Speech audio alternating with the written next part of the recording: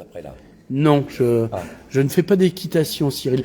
Bonjour, en direct du Club Ciné de Carmaux avec Cyril Lecomte.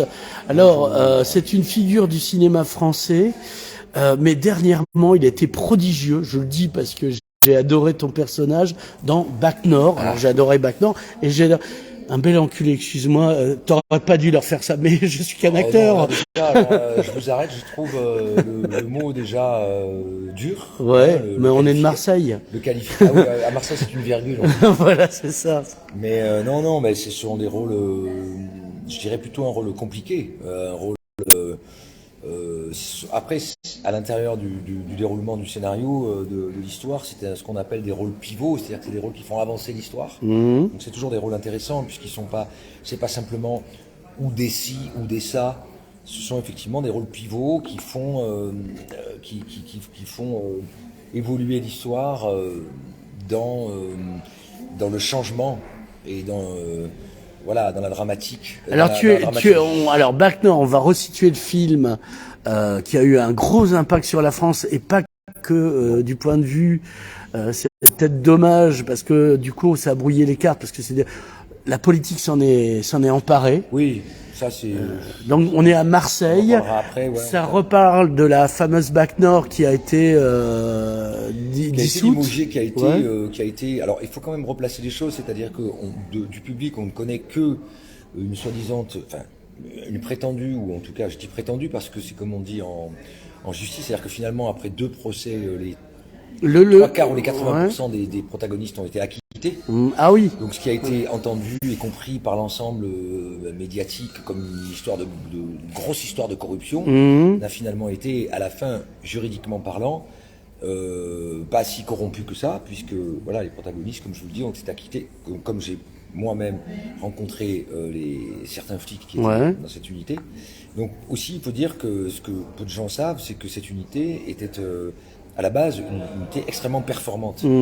La Bac Nord de Marseille avait les meilleurs résultats de toutes les bacs de France, c'est-à-dire que c'était pas des mecs qui allaient voler de l'argent ou voler du shit dans les sacoches des mecs. C'était des mecs qui, qu'on en pense du bien ou du mal, avaient des vrais résultats pour leur travail et qui étaient voilà. Ensuite, il y a eu cette histoire suite à un barbecue, donc un cadavre dans une voiture. Et dans un coffre, on vous donnera la recette. Comment ça s'appelle, la police des polices a mis des... GPN, merci, a mis des micros, des écoutes téléphoniques dans les voitures, ont entendu un certain nombre de choses, ça nous on ne les entendra jamais puisqu'on n'a jamais eu les écoutes, et ont décidé de faire cette grande opération de lessivage, d'arrêter l'unité et l'affaire a commencé. Voilà, en gros. À partir de là, donc les événements retracent, non pas comme certains, on l'a trop souligné, c'est-à-dire l'état des banlieues en France et en particulier à Marseille, mais avant tout l'histoire de 3 personnages policiers qui sont en fin de compte 3 paumés, gagnant 1500 balles par mois et essayant de se démener avec un métier extrêmement compliqué, dangereux, difficile. Et toi, tu joues leur taulier. Et moi, je joue le capitaine de la BAC, qui à l'époque devait être... moi, j'avais fait un film avec Cédric Jiménez, donc le réalisateur, qui s'appelait La French, auparavant. On avait eu une grande complicité sur ce film. Et il m'avait offert un rôle dans Bac Nord. Et puis, il avait prévu ce rôle-là plutôt pour des acteurs tels que... je crois qu'il y avait quelque chose comme Grégory Gadebois, ou des gens comme Ménochet, voilà, c'est-à-dire pas du tout... c'est pas le même profil, a priori. Pas le même profil, et surtout pas, en fait, le fait qu'il a changé il est venu me voir, il m'a dit, écoute, je vais te donner ce rôle-là, parce qu'en fait, il manquait... Les 3 protagonistes n'étaient pas du Sud, c'est-à-dire Gilles Lelouch, François Civil et Karim Leclou, et que dans ce qu'on appelait l'unité de la Bac Nord, manquait quand même un peu le centre, le cœur du truc qui se passait dans le Sud, et en plus de surcroît, ce personnage qui était un peu assez fraternel, presque un peu paternel, et qui, au sein d'une unité comme ça, avait besoin, le capitaine devait renvoyer quelque chose de très sud, et il avait besoin qu'il me trouver pour l'accent. Et toi, tu es marseillais, voire provençal carrément. Moi, je suis Marseillais, hein, je suis né à Marseille, j'ai provençal parce que j'ai étudié le provençal à l'école. Ça existe encore, ça? Ça existait à mon époque, une vieille époque, on avait une option. Donc je peux te comprendre quand tu parles, puisque moi je parle catalan, donc du coup on se comprend. Non, alors moi j'ai des notions très... Ah oui, parles pas també al provençal. Au Carson le fusil.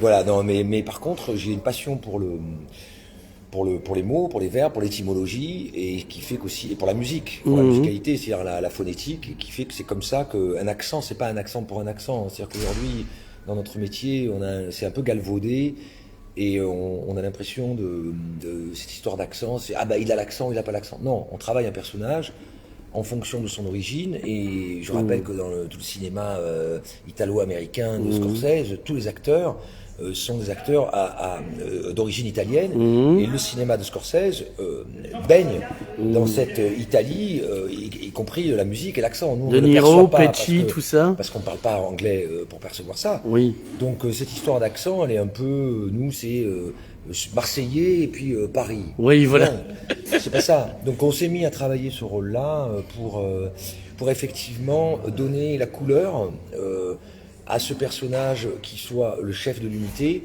auquel on puisse se référer comme effectivement un personnage du Sud, et connaissant très bien le terrain, et que donc ça donnait cette référence-là, et voilà. C'est comme ça que Cédric m'a proposé ce rôle, dans lequel j'ai foncé à bras ouverts, puisque pour une recollaboration avec Cédric, qui est pour moi un immense cinéaste, et puis avec ses partenaires absolument incroyables qu'il y avait au casting, donc c'était magnifique. Voilà. Alors là, on est à Carmaux, du coup, on voit des films où tu es dedans, où tu es très bon. Alors, en ce moment, on passe... non, mais en fait, j'ai commencé à te capter, entre guillemets, à partir de Bac Nord, et en fait, comme là, il passe Nos Passaran, je te connaissais d'avant.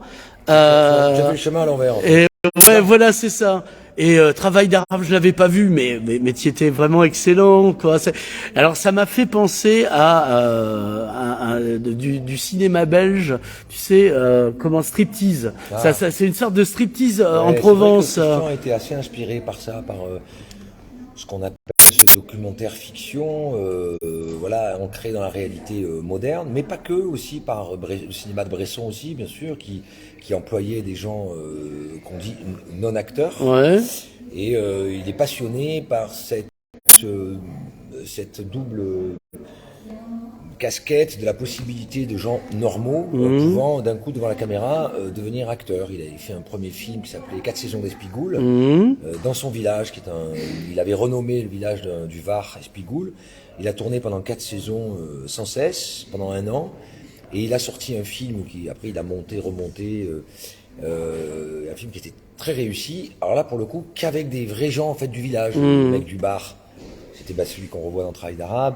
Il y avait le garce champêtre qui faisait le poète, il y avait donc c'était que des vrais gens. Et après, il a eu la possibilité de faire quelque chose plus cinéma classique, dans le sens avec un producteur, un scénario et une distribution avec des personnages. Il a quand même gardé cet effet de mélange entre acteurs et non-acteurs. Voilà. C'est comme ça que moi je joue dans le film, et c'est comme ça qu'il y a en même temps des gens tels que Momo, Mohamed Metina, le personnage principal, qui est oui, alors, qui est pas acteur à l'origine. Ouais, raconte-nous, voilà. Genre à la base, il venait chercher, il arrivait pour livrer des trucs, il et puis qu'il allait travailler à la régie, parce qu'en fait le vice entre guillemets du réalisateur, ça avait été de ne pas lui dire qu'il allait jouer dans le film, et il n'a pas le temps de s'enfuir, du coup. Préserver le plus de l'idée qu'allait se faire le mec, qu'il allait devenir acteur, et qu'il voulait garder vierge de cette notion-là. Et donc il lui avait ni donné le scénario, ni lui dit qu'il allait jouer dans le film. Et comme c'était un copain à lui, le type pensait qu'il allait donner un coup de main sur le tournage, à la régie, ou au transport, ou je ne sais quoi. Et voilà que 2 jours avant le tournage, il lui a annoncé qu'il était non seulement acteur, mais qu'il allait porter le film en tant qu'acteur principal du film. Donc c'était très étonnant. Voilà. Après ce mélange-là, il y a eu cette magie du réalisateur, cette mayonnaise qui a pris entre effectivement ce mélange entre acteur non-acteur, qui donne cette impression un peu comme vous dites, documentaire, tout en conduisant quand même une histoire scénarisée avec voilà, une dramaturgie, avec des hauts, des bas, du rythme, et finalement un vrai film, quoi. Mais de ce que j'ai vu des films, c'est toujours chez toi un film qui parle du social, qui parle du réel. T'es toujours dans les trois films. Donc No Pasaran, c'est l'impact de l'urbanisme. Donc tu veux protéger ton Alors moi, ton exploitation de cochons, si mes cochons, ouais, je fais donc un éleveur de cochons qui se retrouve du jour au lendemain missionné par une lettre recommandée dans sa boîte aux lettres qui lui signale qu'il va être potentiellement exproprié de ses terrains pour pouvoir permettre une autoroute se construise. Et c'est ce fameux problème qu'il y avait eu dans la région pour rejoindre le pays, la France à l'Espagne, et que pour des raisons économiques, on allait faire grandir la région, faire de l'emploi, etc. et saccager finalement une partie de la vallée, et surtout exproprier des gens qui étaient des propriétaires terriens, dont ce personnage-là qui se trouve en plus d'être propriétaire, mais à ses terrains d'élevage, puisqu'il est éleveur de cochons. Et pour lui, c'est absolument... alors, il s'était indemnisé, oui. À la carotte, c'était ça, mais lui, il se trouve que c'est quelqu'un qui est ancré, un paysan absolument ancré de père en fils dans la fabrication du jambon de qualité, avec des cochons de concours, tels que vous savez bien les faire, et il se retrouve du jour au lendemain. Et donc il va commencer un combat où il n'acceptera absolument pas cet ordre d'expropriation. Et en gros va se mêler les pour et les contre entre les gens de la région et les politiques. Voilà, le film raconte ça. Est-ce qu'il y a des films où t'es pas dans le peuple? Parce que de ce que les films que j'ai vus, c'est toujours... On demande c'est quoi le peuple. Moi je répondrais c'est Cyril Lecomte, tu vois. Alors étonnant, c'est gentil, mais parce que je suis évidemment empreint d'un cinéma populaire, avec des acteurs populaires, de Léa Bain à Belmondo, en passant par Ventura et tant d'autres. Et c'est vrai que ou chez Dino Risi dans la comédie italienne, mais je trouve que c'est le plus souvent dans la comédie, bizarrement, que j'ai eu accès à ce genre de personnage, et que dans des choses plus noires. Ou plus un film avec Lanvin où t'es en costard, là. 3 films avec Schoendorfer, ou plus une série. Et là je suis plus dans des personnages qui sont ou ancrés dans la police, ou dans les voyous, ou donc on n'est pas... Mais ça reste le peuple quand même. Oui, ça reste le peuple. Ton personnage de Schoendorfer, il est un costard, mais dans la forme, ils sont plus élégants, ils sont dans la luxure, ou alors dans le... Voilà, donc c'est des personnages qui sont plus flamboyants dans la... Gilou, il est flamboyant.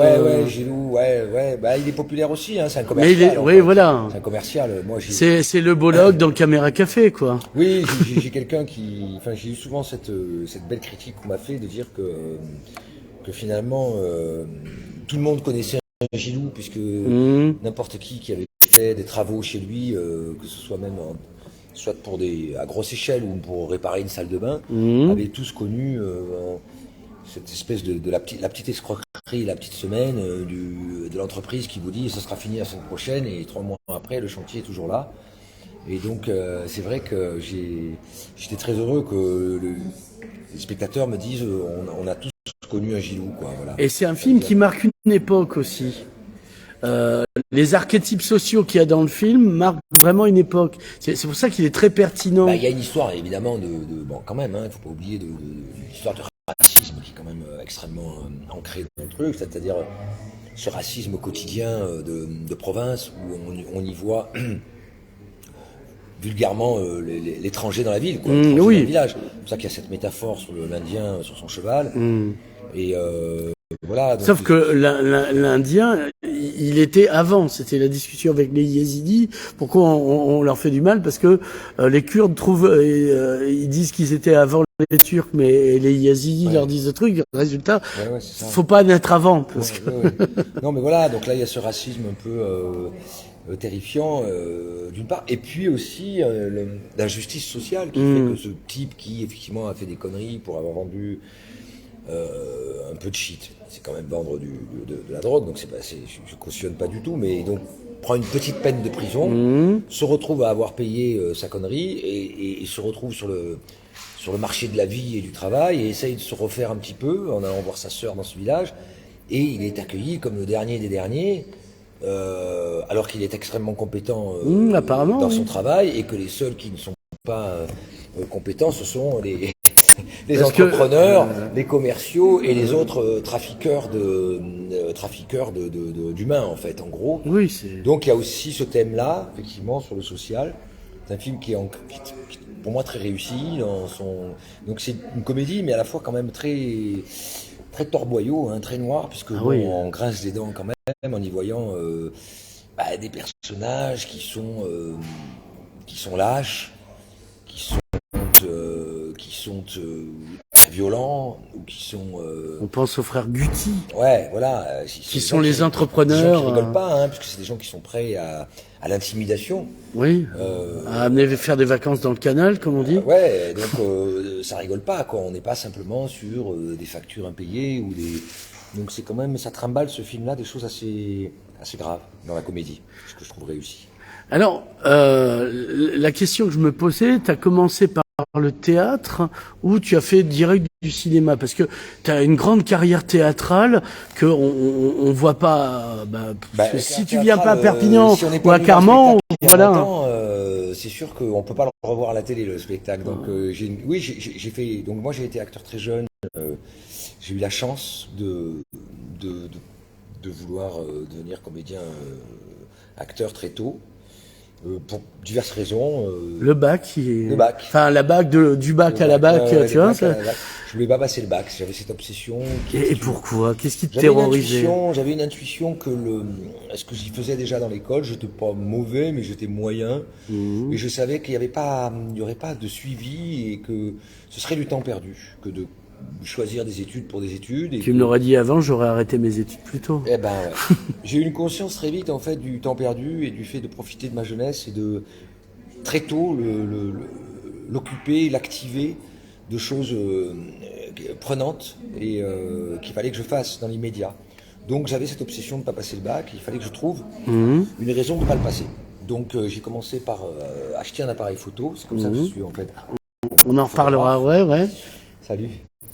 Et j'ai déambulé, j'ai commencé à faire de la photographie, je me suis monté un laboratoire d'argentique et j'ai tiré des photos, j'ai passé des heures dans ce laboratoire, des mois. Donc j'ai appris la photo tout seul et qui m'a passionné. Et un jour, je suis allé photographier du théâtre grâce à un prof de français que je loue encore parce que s'il n'avait pas été là, ma vie ne serait pas la même. Et en photographiant du théâtre, je me suis dit, waouh, j'aimerais bien aller voir de l'autre côté comment ça se passe. J'étais intrigué par ce cadre de scène et cette espèce de petite magie de personnages. Parce qu'au départ, quand je suis allé au théâtre, j'ai trouvé l'endroit fabuleux parce que c'était un endroit où on pouvait dormir sans être emmerdé par son voisin, en même temps en étant avec d'autres gens, dans une salle qui fondait au noir, un spectacle qui s'éclairait. On pouvait s'y intéresser, mais on pouvait aussi s'endormir. Ce qui est quand même le propre du théâtre, c'est quand même aussi le rêve, l'inconscient. Et que je me réveillais un quart d'heure avant la fin du spectacle, en me disant que j'avais passé un moment extrêmement merveilleux, doux, agréable et reposant. Et je me suis dit, ce truc-là est très intriguant. Voilà. Et donc je me suis j'ai eu la chance de déambuler dans la rue. J'ai poussé une porte où il y avait un cours privé et je suis tombé sur mon professeur qui restera mon maître pour toute ma vie. Alors, il m'a fait faire une improvisation qui s'appelle Jean-Pierre Raffaelli et qui se trouvait être par chance le directeur du Conservatoire national de Marseille, de la Criée, de l'école, et qui m'a dit, mon cher ami, après 2-3 improvisations, je pense que vous devriez faire un petit tour vers ce concours. Oui, d'accord. Et voilà que j'ai passé un stage de 3 semaines. J'ai dit à ma maman, écoute, il faut que j'arrête. Ah oui, au fait, les parents, ils prennent ça comment? J'avais 17 ans, ma mère, je lui ai dit, écoute, il faut que j'étais en première. Au début de première, je lui ai dit, écoute, il faut que je quitte l'école pendant 3 semaines, on va faire un deal. Je vais faire ce stage, je passerai le concours. Si ça marche, on décidera. Et si ça ne marche pas, je retournerai à l'école en janvier. Et je suis... bon, c'est pas pour dire, mais ça a été quand même un bon accélérateur. C'est que j'ai fait le stage, j'ai fait le concours et j'ai fini premier de ce concours. là où j'étais pas disposé à faire des études, j'ai quand même fini premier dans une école sérieuse, etc. Et là, ma mère, au vu de ça, elle a dit écoute, si c'est ça que tu veux faire, fais-le. J'ai donc arrêté l'école, je n'ai pas passé le bac, et j'ai commencé cette fabuleuse aventure pendant 3 ans dans ce théâtre, dans le grand bain de la vie, où en même temps Marcel Maréchal, qui était à l'époque le directeur du théâtre, très connu, un des fondateurs. Carrément Marcel Maréchal, toi. Ah ben c'était ça. Ah ouais.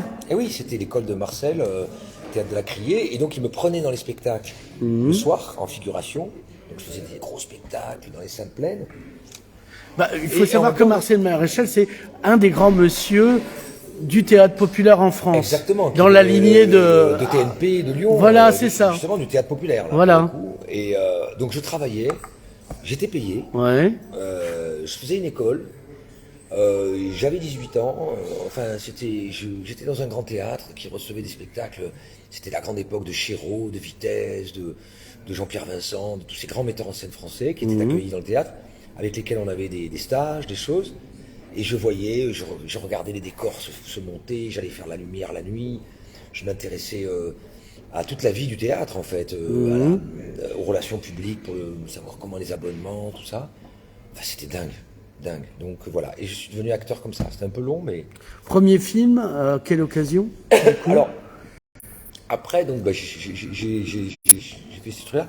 Moi, j'ai pas voulu aller à Paris, à l'instar de tous mes autres camarades de conservatoire, qui se sont tous plantés les uns derrière les autres, à essayer beaucoup d'appelés, peu de reçus, qui n'ont pas été reçus, et qui se sont tous retrouvés à avoir un métier pour gagner leur vie. Travestis au bois de Boulogne, tout ça. Casser la gueule à Paris. Et moi, je me suis dit, oula. Donc, j'ai monté une compagnie à Marseille et je montais des spectacles. Donc, je suis devenu metteur en scène très vite. Et je montais des spectacles, ce qui m'a permis d'apprendre mon métier, de faire ce que je voulais et de galérer un peu dans la fabrication de cette grande maison du théâtre, quoi. C'est sur le terrain qu'on apprend le métier. Hein. Il n'y a même pas de... L'école, c'est sympa. Mais bon, vous y jouez des scènes, au bout d'un moment, il faut aller dans la vie, quoi. Donc j'ai fait ça pendant un moment, et puis j'ai commencé à passer mon premier. Puis après, je me suis dit j'avais fait le tour un peu des metteurs en scène marseillais, de tout ça. Et puis j'ai commencé à regarder cette histoire de cinéma. Moi, j'étais passionné de cinéma. Et j'ai eu la chance de tomber sur une metteur en scène qu'on a un peu oublié, mais qui avait fait de très beaux films, qui s'appelait Philomène Esposito, qui avait fait des très beaux films, qui faisait un téléfilm ici dans la région, et qui avait effectivement besoin d'un jeune acteur. Alors là, pour le coup, c'était l'adaptation ça s'appelait le Mastéotime. C'était un Giono, je crois. Il y avait Galabru, il y avait... et j'ai eu le rôle, et voilà que je me suis retrouvé sur un plateau de cinéma avec Galabru en plus, donc c'était merveilleux pour moi.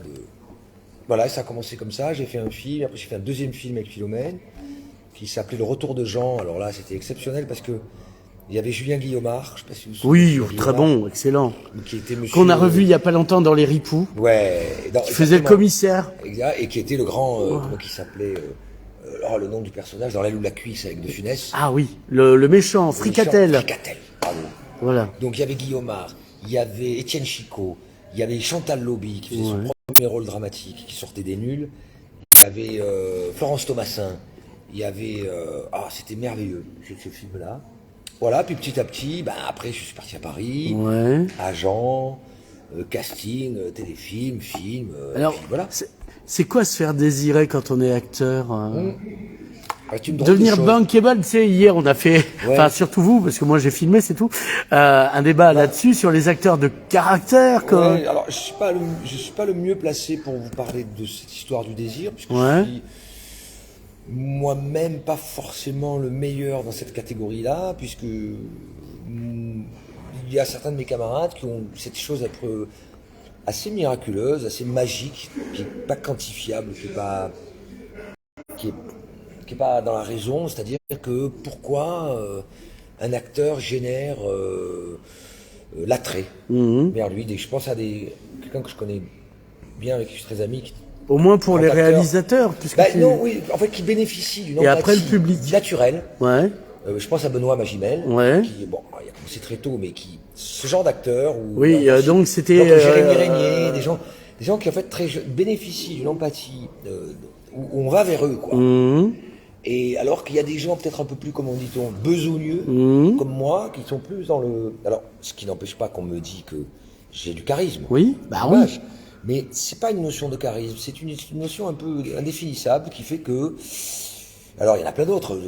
Parlons de Patrick Devers. Il y a des espèces d'ovnis qui arrivent comme ça dans le paysage et qui sont tout de suite happés, où les gens se disent « Waouh, qui est ce jeune homme et hop, on va tout de suite vers eux. Et puis, ils ont la chance d'avoir les carrières qu'ils ont et des propositions absolument incroyables.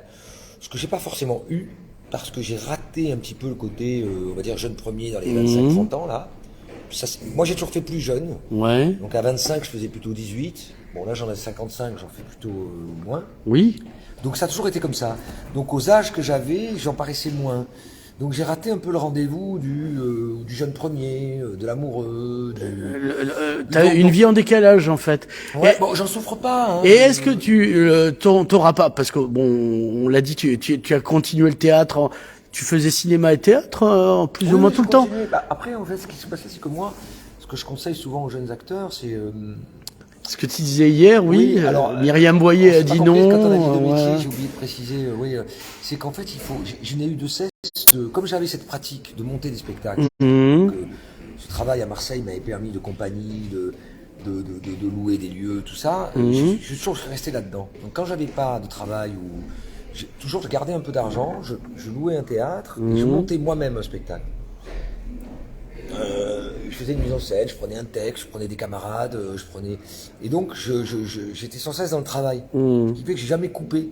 Donc j'ai jamais été dans l'attente comme ça à me dire waouh putain j'ai pas de travail, qu'est-ce que je pourrais faire. Ça évite la dépression peut-être aussi. Voilà, ouais, non mais c'est vrai, hein, je me créais moi-même une activité et un sens artistique à tout ça. Et cette partie-là m'a amené des rencontres absolument fabuleuses qui étaient totalement imprévues, qui fait que dans des petites salles parisiennes, dans la salle, et qui se retrouvaient à me dire mais cher jeune homme, c'est intéressant ce que vous faites, et une productrice, donc j'avais monté un court-métrage après moi-même. Enfin, chaque fois, il y a eu des rendez-vous comme ça, dans ces petits creux que je me créais, qui ont fait des vagues et qui m'ont aussi poussé vers un travail personnel, sans être là à attendre le boulot des autres, quoi, en gros. Et ça m'a vraiment beaucoup servi. C'est comme ça que je suis devenu metteur en scène. De Gad Elmaleh, de choses très différentes en fait aussi. Ouais. C'est la variété qui te plaît.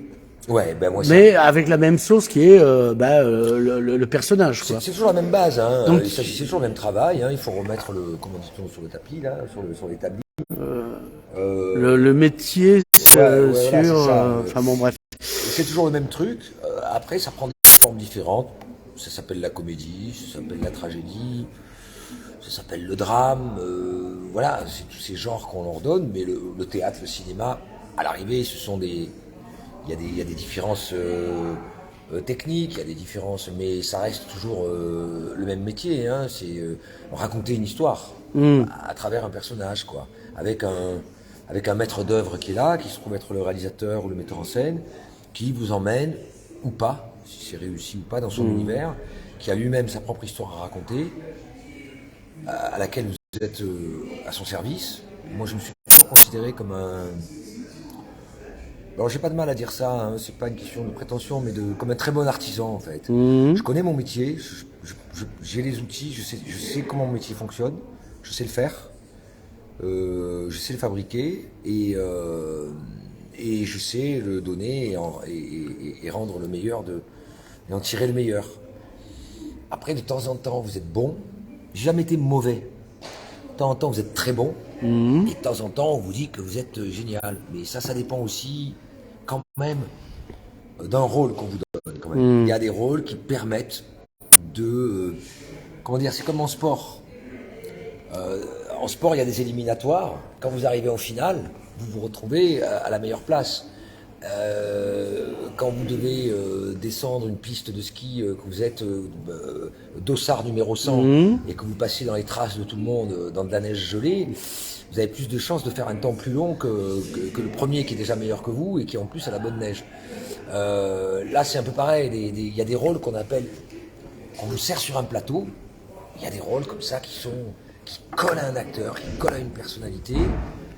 il y a une histoire de chance, faut pas la dénigrer. Et du coup, Bac Nord, ça a été un plus ou... Ah ouais, surtout la French. Ouais. Le travail d'arabe a été un gros tremplin. Et puis après, j'ai été remarqué par plein de réalisateurs, bien que ce soit un petit film, il est pas donc le succès n'est pas forcément Oui, la puis le titre, tu disais hier que ça a été compliqué, le travail d'arabe. Oui, ça c'est pour sa sortie publique. Mais pour ce qui est du succès du métier professionnel, c'est vrai que j'ai eu beaucoup de rencontres. Puis après, c'est vrai qu'il faut pas se cacher, c'est-à-dire quand vous êtes dans des gros films très exposés médiatiquement avec des vedettes et que en plus ce sont des succès. Quand vous passez la barre du million et demi, que ça monte à 2 millions, vous êtes évidemment très exposé, on vous voit et ça apporte une marche de plus. Mais pas forcément, bizarrement. C'est-à-dire que vous êtes repéré, on vous trouve excellent ou pas, mais c'est pas la garantie que derrière le travail va arriver en masse. C'était très étrange. Et c'est ce que m'ont dit des amis réalisateurs qui ont une belle carrière. Je pense à Yann Bucois, réalisateur belge, que pour refaire un film ou un documentaire pour un autre ami, maintenant, alors qu'avant c'était le cas. On enclenchait quelque chose, c'était un effet clapé, comme on dit en économie, cliquer. Et on a gagné au moins pour 3 films à venir. Là maintenant, comme disait Zygmunt Bauman, c'est la société liquide, il y a aucune loyauté.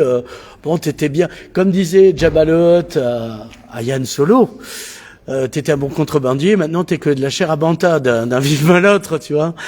Alors maintenant, est-ce que t'avais envie de faire le cours Lecomte, c'est-à-dire de devenir prof, devenir une institution de l'enseignement de ton métier, enfin, Cyril? Ça me fait très plaisir parce que c'est une très très bonne question. Parce qu'on n'a pas encore parlé photo. Carrément dans l'air du temps. Ouais. Pas mieux tomber puisque j'ai par une réflexion un peu globale sur l'institution, cette maison, ce mécanisme complexe qui est de devenir acteur, d'être acteur, puisque il y a quelque chose de la fois très magique, et à la fois il y a ce qu'on a vulgairement on appelle la technique, qui pour moi n'est pas de la technique, mais qui est plutôt une grammaire, un alphabet, et il faut le dire, je suis désolé, dans cette ère qui est du tout va, et toutes ces catégories de gens, alors j'ai rien contre, hein, attention, à succès ou public, qui se déclarent acteurs du jour au lendemain, que ce soit les humoristes en premier lieu, les youtubeurs, les chanteurs, les rappeurs, mais pas que, les journalistes, les animateurs, on voit Stéphane Bern dans une série de flics, enfin c'est absolument effrayant. Donc il y a cette... Parce que c'est Stéphane Bern ou parce qu'il joue mal? Non, c'est parce que j'adore Stéphane Bern. En conseiller de château, de comte et de princesse, il est absolument merveilleux. L'autre jour, j'allume ma télé, je le vois avec un brassard police. J'ai fait trois programmes en arrière pour voir si je voyais bien ce que je voyais. C'est hallucinant. Donc c'est comme si demain je vais dans un garage et que je prétends aller démonter un moteur de votre voiture, le mettre par terre et le remonter. Ouais. C'est absolument impossible. Or, dans la comédie, au métier, tu non, veux mais dire. dans la comédie, je suis désolé, il y a une grammaire, il y a un alphabet, il y a un homme plus un égale 2. Voilà, moi je travaille avec des gens comme Simon Abkarian, ça existe. Simon Abkarian. On vous met dans l'espace, on vous explique que ça fonctionne comme ça. Si vous appliquez le comme ça, ça marche. Voilà. Et ces gens-là n'ont pas les premiers soufflements de ce qu'est un principe de comédie. Et c'est grave. Et pour moi, c'est grave. Alors, on est dans cette ère-là. Il faut l'accepter. Il faut vivre avec. Van Gogh disait il faut être de son temps. Mais il faut aussi réfléchir à tout ça. Et l'aboutissement de cette réflexion, c'est que je me suis dit, effectivement, sans avoir la prétention de devenir maître de conférence Cyril Lecomte, je peux donner des clés et des outils à un certain nombre de jeunes acteurs qui se demandent où ils foutent les pieds. Et donc, alors une école c'est un peu compliqué parce que c'est une structure qu'il faut s'en occuper, mais je suis pile. Les masterclass. Je vais donner un stage, voilà, je vais faire un stage là, le 12-13 mai, et je vais essayer de surfer sur ce... Alors où ça? C'est déjà fait, à Marseille. Chez toi. Pour des jeunes dans un cadre un peu spécial. Ouais.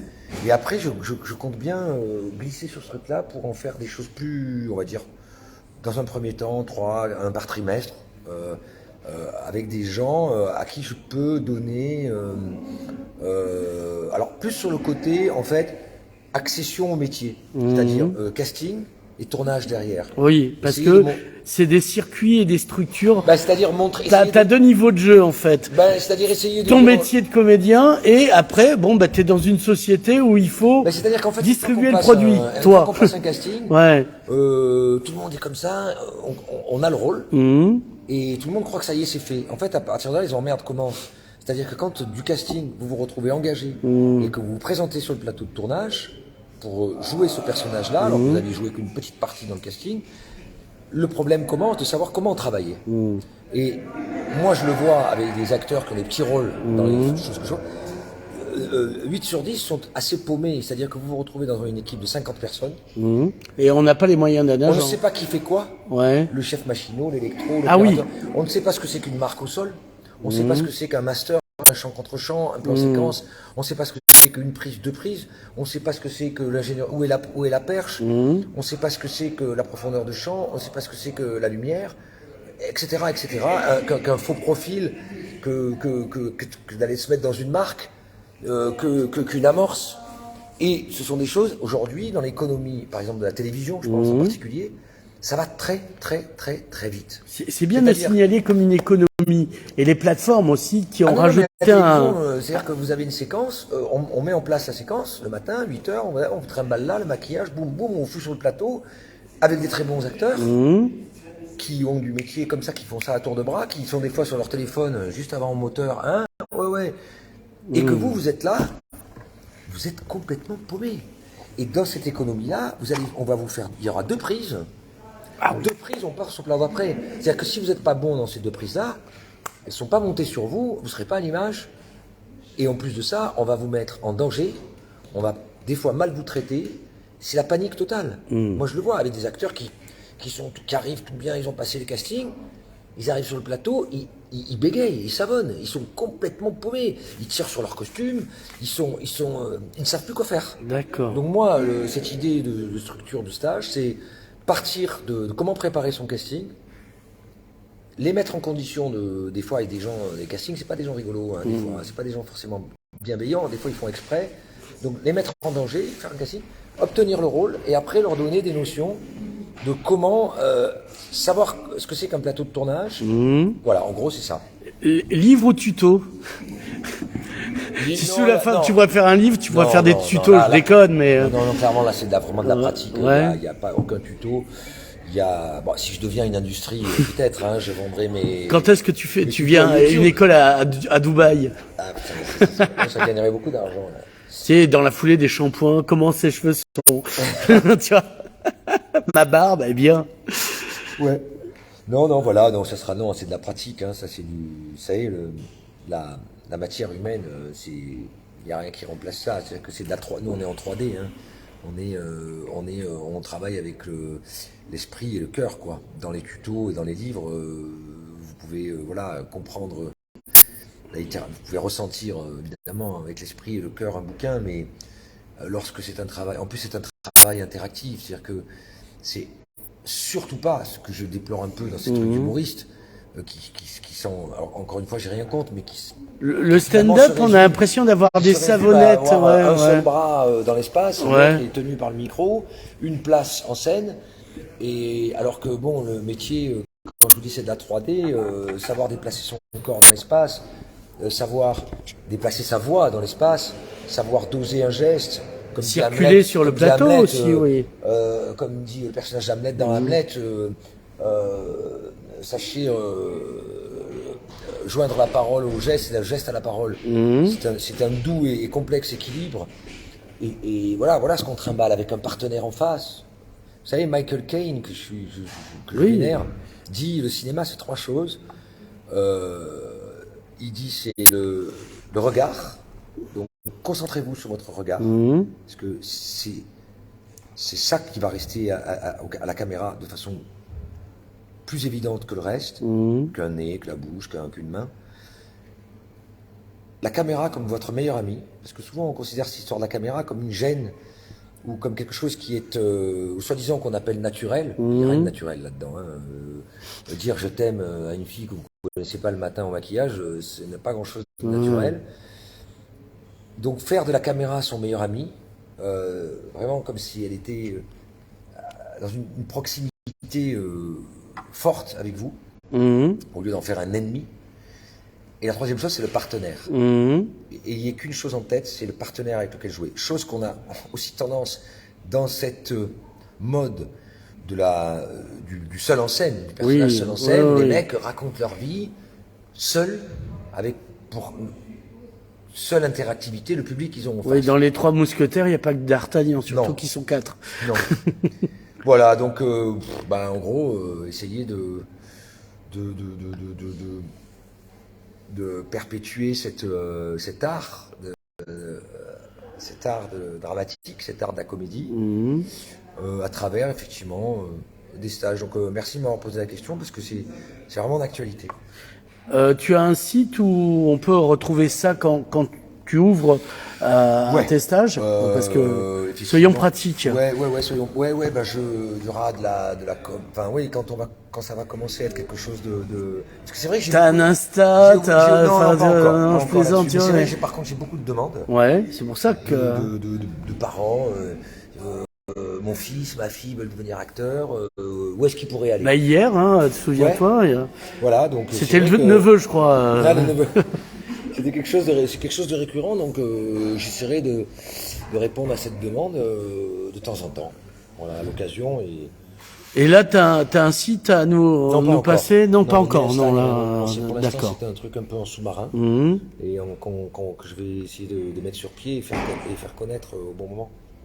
Avant de conclure, on va parler photo, parce que tu continues la photographie, tu exposes.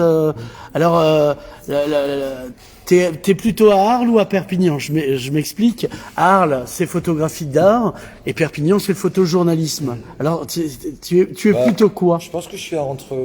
Quelle est la ville entre Arles et Perpignan? Montpellier, alors. Oui, c'est vrai. Montpellierien, alors. Montpellierien, d'ailleurs. Ouais, galérien, montpellierien. Je ne me considère pas comme. Je voudrais pas. Alors, c'est pareil que mon métier, je voudrais pas galvauder le sens du mot photographe. Parce que c'est trop tard, tu sais maintenant. On en parlait. C'est un accident. Je me considère pas que j'ai pas fait d'école de photo. Je ne connais pas la photographie. Je suis incapable de. Mais t'as fait l'argentique. Déjà, t'as débuté par les révélateurs. À force, je connais un peu la technique de la photo, mais je n'ai absolument aucune technique. Je suis incapable de faire une photo en studio éclairée de telle façon. C'est pas du tout mon truc. J'ai allé une époque, je me souviens, je voulais gagner un peu d'argent avec ça. J'avais un copain qui m'avait dit qu'il se mariait, il n'avait pas trop d'argent, il voulait que je sois le photographe du mariage. J'ai raté toutes les photos, quoi. Le mec était vert. J'ai même pas pris l'argent d'ailleurs, tellement c'était. Mais il a divorcé après, alors je t'en veux pas. Je savais pas comment faire des photos de mariage, quoi. Donc, donc je fais une photographie accidentelle. Donc il n'y a pas de thème, il n'y a pas de série.